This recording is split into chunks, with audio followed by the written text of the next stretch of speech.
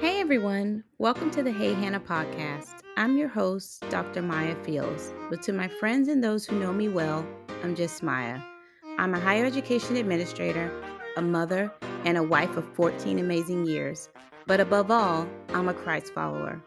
This podcast is a special platform created to honor the memory of my beloved daughter, Hannah.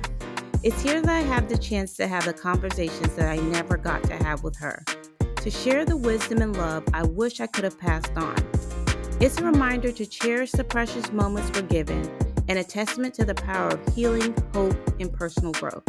If you're someone who's seeking personal growth, inspiration, and practical advice to build a solid foundation for a successful and fulfilling life, this is a place for you. Join me as we honor Hannah's memory together. Laugh, cry, and learn. Get ready for a podcast that is so much more than you could ever imagine. The Hey Hannah podcast, healing hearts, one conversation at a time. Hey everyone, welcome back to another episode of the Hey Hannah podcast. So glad that you continue to tune in, and I hope that you are finding the information with us beneficial and you enjoy being here just as much as we enjoy having you here.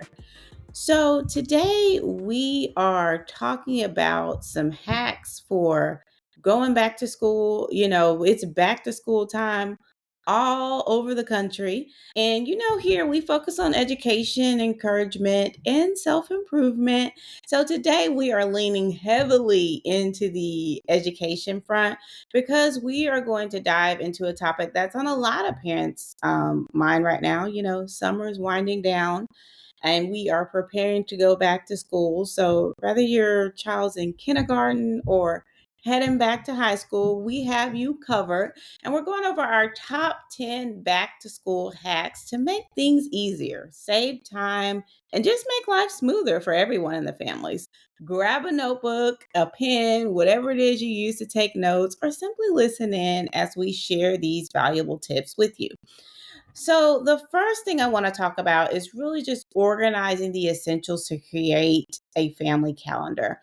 I think investing in a large wall calendar or a digital calendar, one that everyone can use in the family and have access to, is very beneficial. Color coding activities for each family member to easily track school events, extracurricular activities, or even important dates. So, a few apps that I want to mention: Cozy has an app where you can do this, or Google Calendar. Very easy for you to set up, family sharing on these platforms so everyone can see what's going on with everyone and stay organized all at the same time. We personally use a Google Calendar, which we share just amongst ourselves, adding everything to everyone's calendar. So if you saw our calendar, you would see all kinds of colors and appointments all over the place, but it works for us. And that's the main thing, is you want to find something that works for your family so you all can be as organized and efficient as possible. My next tip would be to set up a command center. And I know you may be thinking, like, this is not a space station, but listen, designating a space in your house for school related items like your packs, lunch boxes, and school papers is so helpful. I even heard it referred to one time as a drop zone. And I really like that term drop zone because I feel like if your kids are anything like mine, they just kind of come in the house and they drop everything just wherever it falls. They have no other cares in the world. So, a drop zone may work for you, but whatever you want to call it, that designated space that all your school related things are in that area, it's just so helpful with organization. Now, you want to include some hooks there. You can get command strips from Walmart or whatever brand you prefer. So you can hang your bags up, a bulletin board just to stick important notes, and trays for paperwork. So as you get those permission slips and those different forms that come in, your children will get into the routine of the important things slide into this little tray. So we can kind of keep it all together. And then, when we take things a little step further, you'll know, like, things in the tray, you have a certain time that you're checking that tray to make sure, like, in the morning, we're not signing all the essentials as we are trying to run out of the door. So spend an afternoon organizing this space for your kids just to make sure they know where everything belongs. And it's something that we can all take a little bit of time to do. Doesn't take the entire afternoon to do, maybe 30 minutes or less. If you're really crafty, you probably want to get into all the jazz of decorating, which is great. But if you just want to do the bare bones to start out, 30 minutes or less, it's helpful. Show your kids where it goes.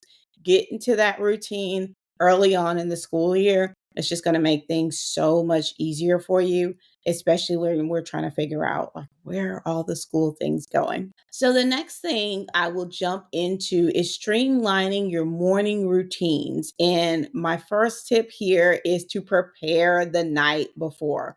Lay out all your clothes, pack the lunches if you can, make sure the homework and the school supplies are ready to go, and create a checklist that children can follow to make mornings run smoothly. So, I have an episode with Jess Eastman, and she's an organization expert. I've referenced this before and I'll reference it again. She has for her kids, I think she called it the morning six. You can do your morning 15 or morning 2, whatever works for your family. But what she got into a routine of doing is creating 6 things for her kids. So you can have on that list, for example, brush teeth, wash face, check backpack, eat cereal, put on socks, whatever it is. You get my drift.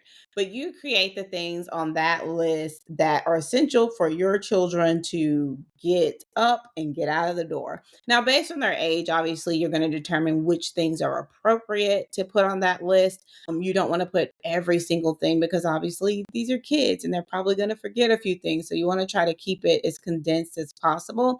But when you create that list, it makes the morning routine a little bit more fun for them and it helps things to run smoothly for you. And also, when you find them getting off track, you can just point them back to, have you done your morning six? Okay, where are we on your morning six? Just checking in on your morning six. So whatever it is you want to call it, however many things you end up putting on that list, that's going to be beneficial for you to create. So that's something you might want to sit down and discuss as a family and figure out how we're going to create that list and start using that in the morning just to kind of ease some of the chaos of getting ready for school and help things to go a little bit smoother for you all as you get out of the door. Another tip that I'll recommend with this same morning routine, when I mentioned laying out your clothes, we use the little buckets. And I don't know if it's necessarily called a bucket, but like a standing drawer. And we get them from Walmart. They're Walmart, Target, wherever it is. But it's the plastic containers and they have the slide out drawers, maybe 3 to 4. And sometimes they're in different colors, but the drawers are clear. And we label them with Monday, Tuesday, Wednesday, Thursday, Friday. And we have an extra drawer. So I think the top drawer is like each child's name. And we go through in the weekend picking out the clothes for the week, get some input from the boys, put the outfits in each drawer. So we are ready to go in the morning. And all we have to do is, hey guys, it's Monday, get in your Monday drawer.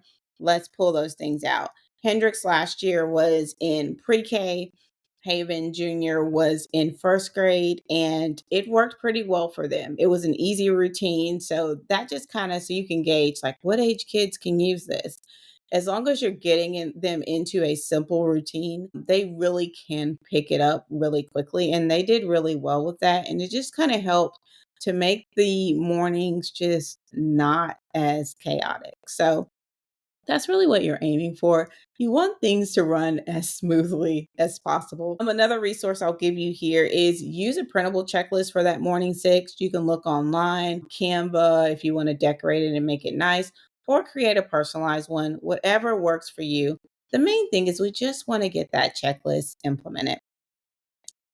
The next thing I'll say is make breakfast simple. Have a menu, quick and nutritious breakfast options. We love breakfast crackers around here, the little Belvita ones. We have granola bars, we keep muffins, those types of things. But make something quick and easy so you have those grab and go options should you need to use those. prep your breakfast items. Like if you do overnight oats, smoothies, whatever it is, prep those as soon as you can. Breakfast burritos in advance. I know some people I have seen do the breakfast burritos over the weekend and they freeze them. I have not made it that far yet, but those are some options that you can do as well, and you'll have those already done. So it's not another thing that you are responsible for getting done in the morning. Now, a tangible step here just to get this implemented is spend an hour or so on the weekend prepping breakfast for the week. And I know you may think like, oh, the weekend it's already jam packed. I get it. But that hour you spend during the weekend for prepping for the week is going to save you so much time as you're getting the kids ready for school. And aside from saving you time, it's just going to keep your stress level low, because if your house is anything like mine, when you are trying to get kids out of the door for school, it's just chaos. And you want to make it as smooth as possible. Now, jumping into some homework and study tips, I would encourage you to establish a homework routine. Set a specific time and a quiet place for homework each day. And you want to make sure that study area is free of distractions, so free of the phones and the tablets, and stocked with all the necessary supplies. When you sit down, just like it's not just kids, I feel like it's just everyone. When you sit down and you see all the fun things, or you're like, oh, I don't have any pens, I don't have a stapler, and you get up and now you roam the house for those things, you get off track. So you want to make sure that that area is stocked with all the necessary things, so pencils, paper, pencil sharpener. Obviously, depending on your child's age, it's going to determine the things that you need to have there, but you want to make sure that it's fully stocked. And you can use additional tools like noise canceling headphones. Those are good to keep in study areas, or study apps like Forest that really help you maintain focus. But you want to make sure that you're setting up a designated zone so your kids know, like when you're in that space, that's when we're getting the homework done. Now, I would encourage you to break those tasks into manageable chunks. So, you want to encourage your kids to break down their larger assignments into smaller, more manageable tasks. And you can use timers to work in intervals, such as, a 25-minute study time followed by a 5-minute break, whatever it is that works. But you want to create some strategies there. If you have younger children and you don't really have homework that's coming home yet, and you're like, okay, well, what will we do in this space? It's still a good idea to create a study space. I pick up a ton of resources for my kids from like Costco, Sam's, Walmart, even Dollar Tree. I feel like Dollar Tree is such a gold mine for learning resources for younger children. They have a ton of flashcards, workbooks, and obviously Dollar Tree. They're pretty inexpensive, so you can try a few things out and see what works here and there. But even if they don't have homework, if you have the space for that study area, and it does not have to be huge, I'm not talking home office here, just a little designated space. And it could be a space that you use something else that doubles as a study space. But you just want it to become the area that's known where this is where we do our homework or our study time, whatever it is you want to call it.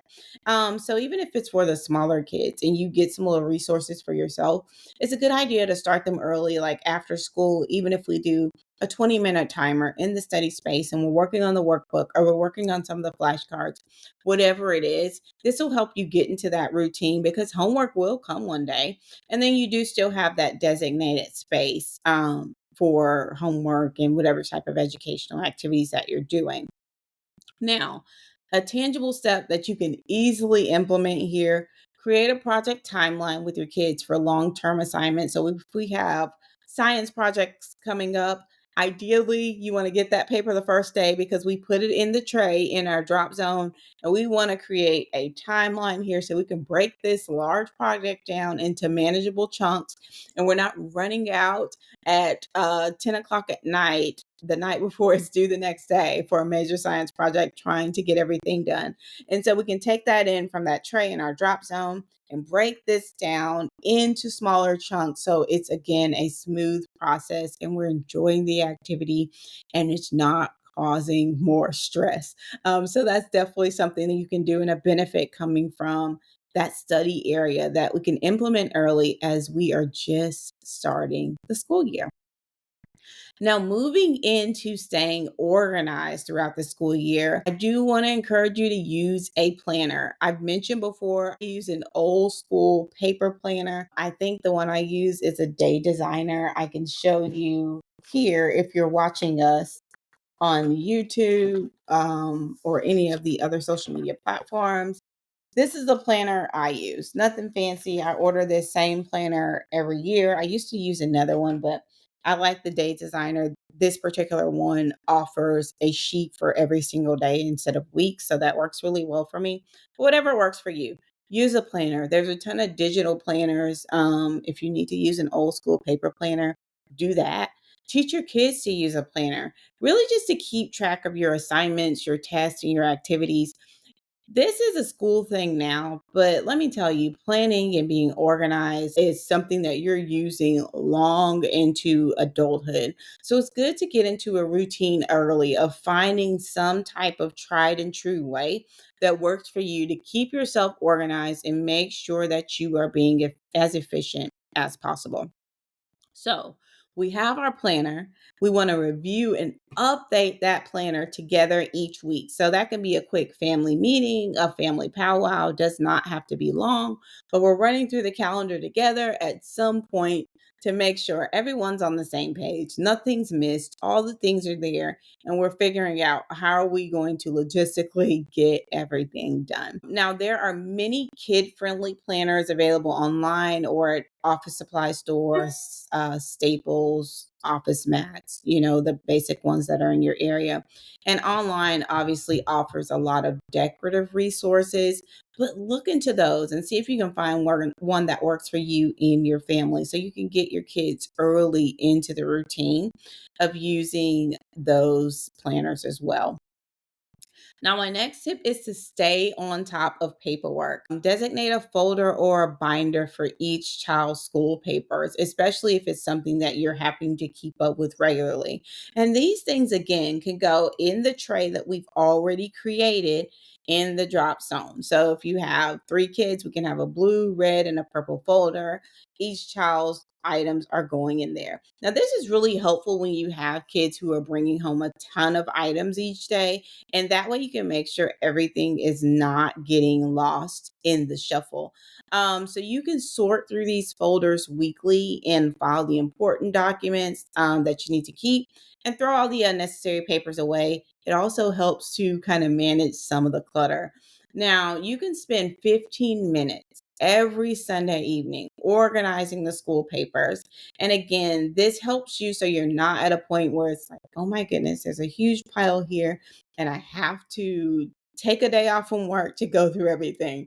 If we're staying organized and staying on top of things with these very small chunks of time and very easy to incorporate steps, we'll avoid those kind of high stress situations that we can get into as the school year rolls on.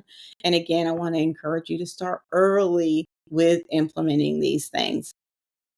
Now, the last area I want to highlight is encouraging a positive mindset because we want to promote a growth mindset. Encourage your children to see challenges as an opportunity to learn and grow. Praise their efforts rather than just their results. It's very easy to do that. Obviously, we're back in school time, we're getting report cards, we're getting grades, and we want to make sure that our conversation is not only highlighting, what did you get on the test or, what was your score here, but we're also making sure that we are emphasizing the importance of, did you try your best? Do you feel like you did the absolute best you can do? Did you see other areas maybe where you could have studied harder or where you could have improved in what you did? So you want to make sure that there's equal emphasis in your conversation and how you're framing it for your kids throughout the year. I'll also say, and I say this very often, especially when we're talking about a positive and a growth mindset, parents or adults, especially around younger kids, you set the tone. So, what you say about these things is really how they're going to initially shape their thoughts and how they're going to go into these particular projects.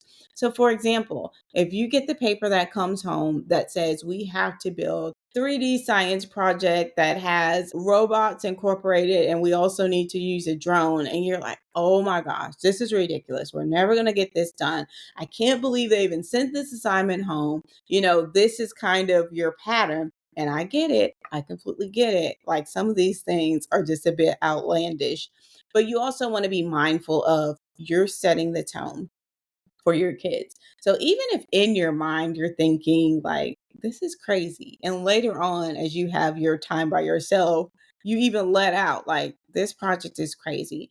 I think it's really important to project in front of your kids that positive mindset, because again, you're setting the tone.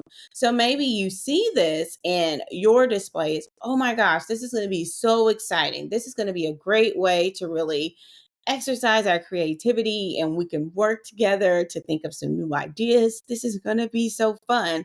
And then they can kind of take on that tone too of like, oh my gosh, this is going to be great. And so we've taken this large project and we've made it something that we're excited about. So having a positive attitude, a positive mindset, it's already going to help things go so much smoother, because it's hard enough just the points that you have to meet anyway. So that's really helpful, and just one little tip that I want to throw out there. Now, a good resource, Carol Dweck has a book called Mindset, and that book offers great insight into fostering a growth mindset.